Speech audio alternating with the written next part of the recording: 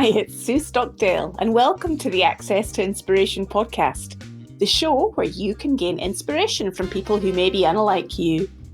We hope their stories and insights enable you to transcend your day-to-day challenges and reflect on what you are capable of achieving. Today, I'm speaking to Josh Wasserman, a product designer, and I'm really excited to find out more about the skill of observation in what we're going to be talking about today. Welcome, Josh. Thanks, Sue. I must say that sometimes listeners say to me, how do you find your guests for the podcast? And actually, I'm using the very skill we're going to be talking about today, the skill of observation. And it was noticing a piece in the media a while ago now about a product that you were involved in designing around a pregnancy test for visually impaired women. And that piqued my imagination because it seemed to get a global level of media coverage and create a huge level of interest. And I thought, wow, this is such a simple thing. I must find out who designed this, which led me to you. So what was that like when you got that great level of coverage around that product that you designed? Well, it's not very often that you get invited to design a pregnancy test for the blind and partially sighted community. And my first reaction was much like anybody else's. It's one of, I think, surprise that nobody's thought about doing something like this already. And then it really gets your mind going, because how do you tackle an issue like that? And what we found, due to the observation that we took part in, is that actually it's a much more complex and nuanced problem to solve than we initially thought. So what made it complicated? We discovered that there were a lot more issues to the problem that we needed to tackle. And these were systemic issues around poverty and privacy, very, very basic needs that were not being addressed. And so as a talking point, we discovered ourselves getting quite deep into some of the big problems that the partially sighted community face. To this whole bigger question of that we're part of a system and that one particular issue or symptom or observation can lead you like down a rabbit hole to be exploring and considering a whole wide range of other things. How did you then move forwards from that, realizing that there was a whole series of other bigger questions to be considered? What were your next steps then? Yeah, it's an interesting question. I think, as with any design project, we had to define some parameters that we were designing for. And it's really helpful to build a set of constraints that allow us to be as creative as possible within these sets of constraints, and that we know that these constraints are going to lead us to something that is ultimately a viable proof of principle prototype. That was our end game. So we did have to do a bit of prioritizing in what we needed this product to do. And so we decided that by addressing some of these fundamental needs, we couldn't always address some of the other ones. So privacy was something that we found was a major issue that we could tackle, and we wanted to focus on that. So privacy is important to anybody, and it's very, very relevant in the world today across our digital interactions with software. And we're aware more so than ever of how important our privacy is. And so when we discovered that many of the people that we were designing for from the blind and partially sighted community were having to ask other people what their pregnancy test result was, we needed to address that, and we knew that we could. And we knew that things like having an audio feedback on a pregnancy test was not the route to go by. So those are the kind of constraints that I'm talking about. We knew that we couldn't go down certain avenues. And so by creating these constraints, it does illuminate a path for you. But we can't do that without first conducting observation, without first immersing ourselves in the world of the people that we're designing for. So how do you do that? I tend to work with recruitment agencies to help me find the people that I need to speak to. We're actually conducting this ethnographic research right before, only a matter of months before lockdown. So we're very lucky. What I do is I tend to go into people's homes and I sit with them and I talk to them and I listen to them and I look around and I see the context of how people are living. I see how people are using things and I ask people to show me how they do things. I could just phone people up and ask them a series of questions. And people often tell me what they believe to be the truth. And sometimes, and quite often, I find out that people do things completely different to how they think they do things. So this is part of the value in going into people's homes and seeing the context of their lives and understanding the nuances and the richness that I get from being in somebody's home, is that I really start to understand somebody's character and I start to understand how people are going to use things. And that enables me to get a very broad picture of how somebody is going to interact and feel about a new product or service. And have you got any examples that spring to your mind about what's been noticeably different when you've done that observation and how somebody's using a product? So something unexpected that did come up with the observation on the pregnancy test project that we weren't expecting is the different relationships that we have with our phones. That was something that we were thinking about could be a possible route of a solution, is to use our smartphones to maybe detect a pregnancy result. And actually, a lot of members in the blind and partially sighted community have a completely different relationship with their smartphone.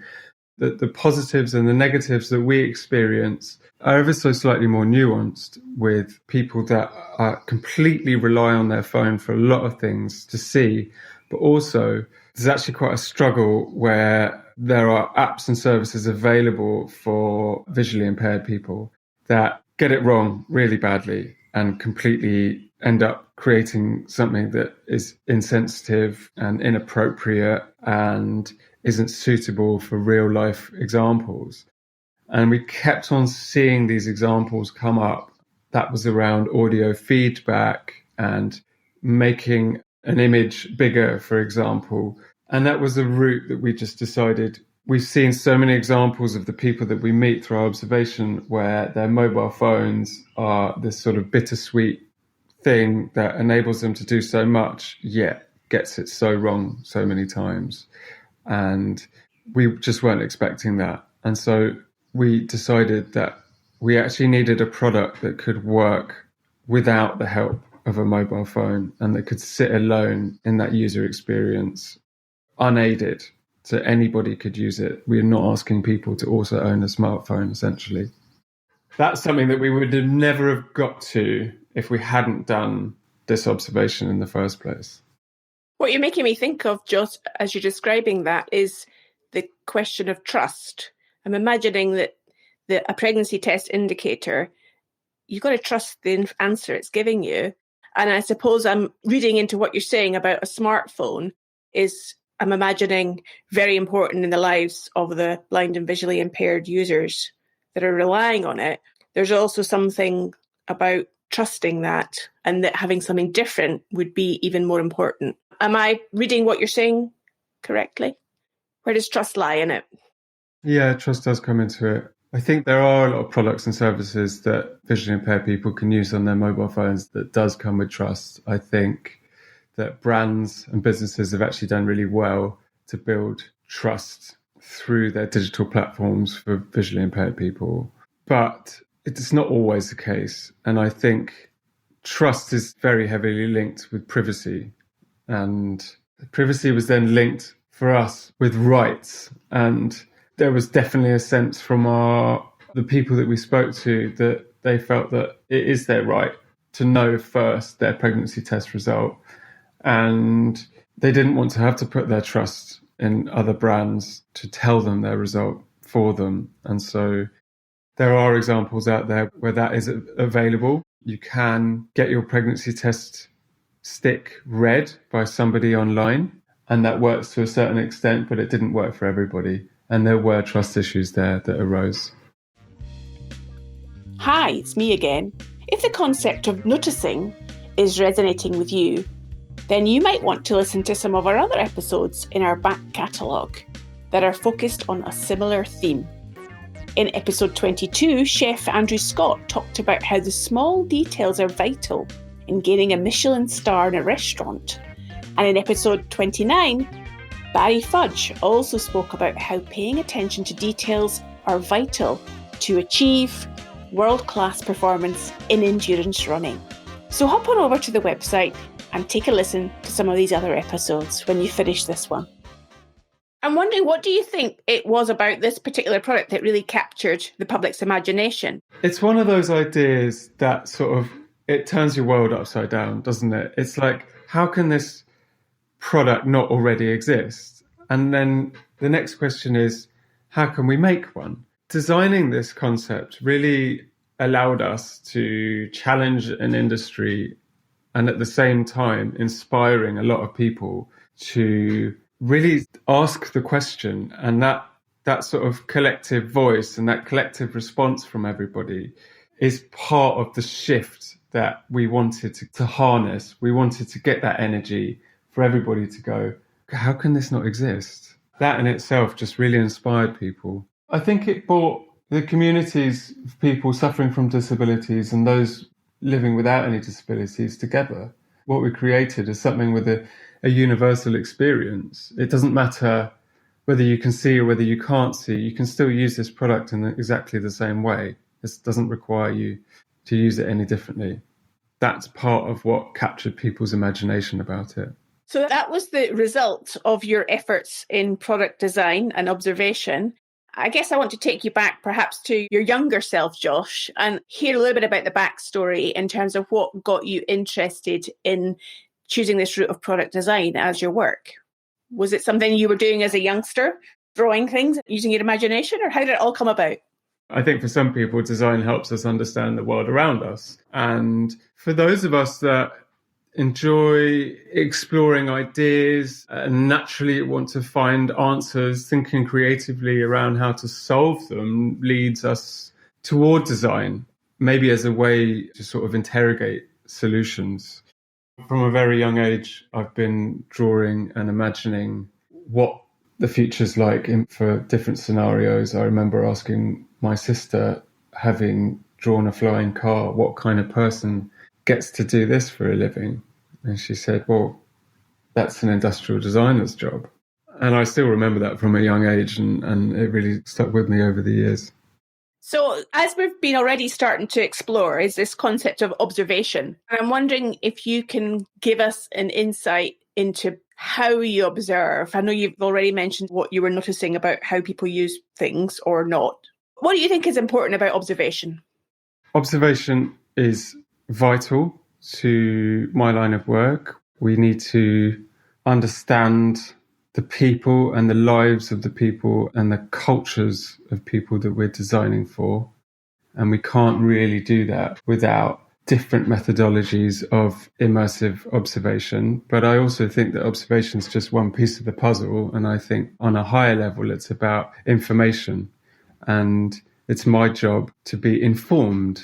I need to understand what's going on in the world around me. And I need to be aware of cultural, technological, behavioral shifts that are happening, both on a sort of macro and a micro level. I need to know what's relevant now, because that may not be relevant in the near future and something else might be relevant. And so I also use what I understand about other brands that I might be working with that makes it meaningful for them. There's no point in me creating ideas that don't work for my client.